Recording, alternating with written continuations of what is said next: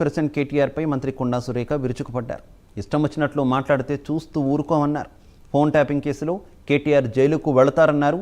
ఎలాగూ జైలుకు పోతే మాట్లాడడం కుదరదు కాబట్టి ఇప్పుడే ఇష్టం వచ్చినట్లు మాట్లాడుతున్నారని మండిపడ్డారు.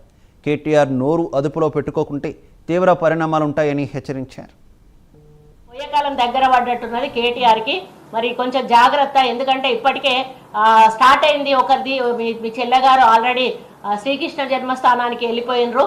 మీది కూడా ఒక పక్క ఏదైతే ఫోన్ ట్యాపింగ్ కేసుది నడుస్తూ ఉన్నది విచారణ. మీరు చేసిన దందాలన్నీ కూడా బయటపడతా ఉన్నాయి. ఇంకా త్వరలోనే మీరు కూడా పోతారనే భయంతో ఇక లోపలికి పోతే మాట్లాడడానికి ఏముండదు కాబట్టి ఇప్పుడే ఇష్టం ఉన్నట్టు మాట్లాడి లోపలికి పోతామని చూస్తారేమో.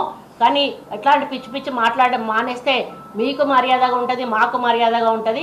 ఎప్పుడైనా కూడా మీరు కూడా వెళ్ళేటువంటి పరిస్థితి దగ్గరలోనే ఉందనే విషయాన్ని ఈ సందర్భంగా